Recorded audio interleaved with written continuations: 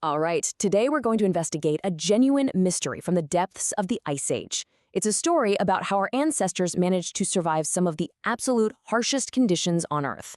And, believe it or not, it all comes down to two things: a tiny, tiny tool and the ghost of a garment. So here's the central question, right? When temperatures just plummeted during the last glacial maximum, we're talking an era of intense, global cold, how on earth did humans thrive in places that really should have been completely uninhabitable? Well, the key wasn't just fire, and it wasn't just shelter. It was something they wore. And this quote it hits the nail on the head. We're not talking about some massive stone weapon or a famous cave painting here. Nope.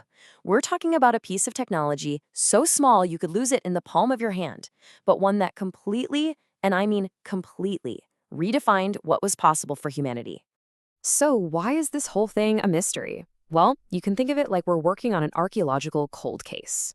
We're trying to find evidence of clothing that's tens of thousands of years old. And the big problem is, our most important clues, they've almost all completely disappeared. I mean, just think about it for a second. Everything our ancestors would have used for clothing, animal hides, fur, leather, maybe some plant fibers, sinew for thread, it's all organic material. And what does organic material do? It rots, it decays, it vanishes.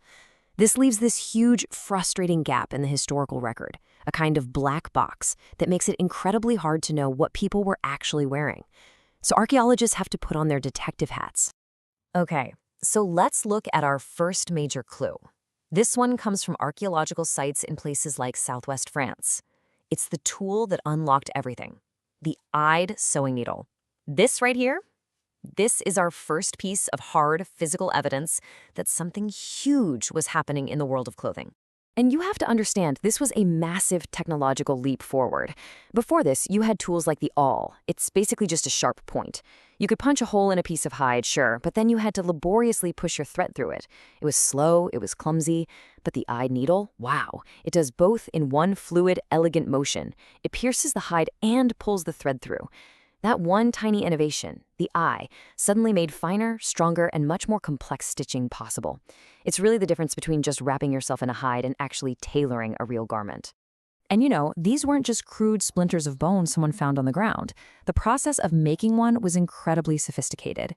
You had to find just the right kind of bone, carefully shape and smooth it, and then, and this is the really tricky part, you had to drill that tiny functional eye without snapping the whole thing in two.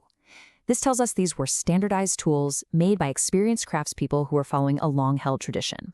So the crucial point here is that a needle is never just a needle. It's really the tip of a technological iceberg. Finding one implies the existence of an entire system. You need prepared thread, you need scraped and softened hides, and you need the knowledge of how to cut and join pieces together. It's a clear signal that people were directly responding to the intense cold of the Ice Age by seriously upgrading their gear and even starting to decorate it. Now for our second clue, we're going to leave the tool workshops of France behind and travel way east to a site in Russia called Sungir. And here, archaeologists found something absolutely incredible. They didn't find the clothing itself. They found its ghostly outline, perfectly preserved for millennia. I mean, just look at that number. The burials at Sungir date back around 34,000 years. This isn't just ancient history. We are in the deep past of the Upper Paleolithic. This is a time when our modern human ancestors were still sharing the continent with Neanderthals. And this is where it gets truly astonishing. The archaeologists unearthed these skeletons, and they were adorned with over 10,000 painstakingly carved mammoth ivory beads. But here's the thing, they weren't just tossed into the grave. No way. They were arranged in these distinct, deliberate patterns all over the bodies. Now that word, unequivocally, that's a really important word. It's not a word archaeologists use lightly. They're careful, they're scientists. When they say unequivocally, it means the evidence is just overwhelming. It means these thousands of beads were, without a single doubt, sewn onto clothing.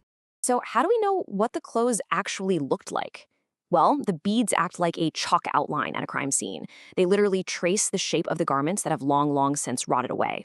Archaeologists can see these perfect lines of beads running down the legs, across the chest, and circling the head, revealing the undeniable existence of fitted trousers, parkas, and even caps. It's amazing. So now we've got two very different sets of clues from opposite ends of Europe. On one hand, we have the tool from France, On the other, we have the ghost of the finished product in Russia. Now, let's see how they come together to tell one single powerful story. Okay, check this out. The French needles give us direct evidence of the technology. They show us how people could create tailored clothing.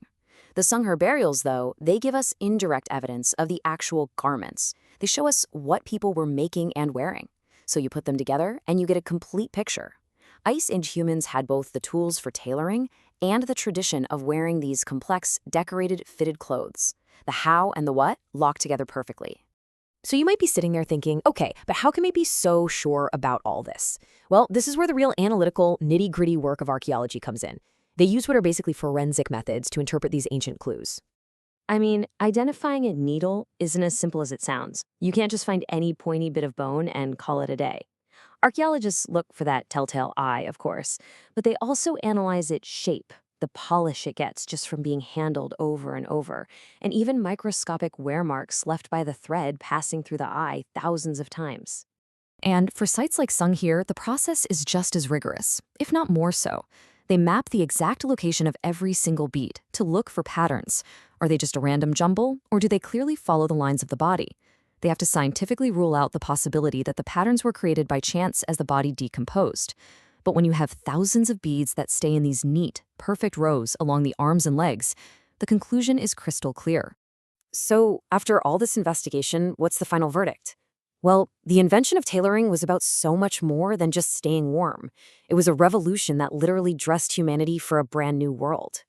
Think about it. With fitted, layered clothing, humans could suddenly push into the absolute coldest corners of the planet, which completely changed our species' story. This technology unlocked new territories. It dramatically increased survival rates.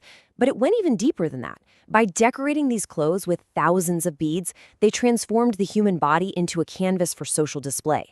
For the very first time, clothing wasn't just about warmth. It was about identity, about status, about culture. It was, in a very real sense, the beginning of fashion, a way to signal who you were to the world. So the next time you think about human progress or technology, don't just picture a hunter with a big spear. Picture someone else.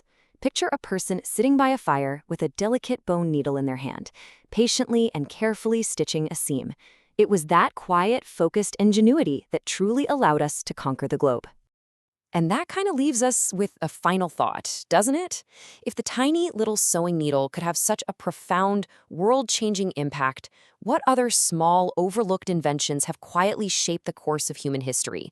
What are the tiny, revolutionary things we might even be missing today?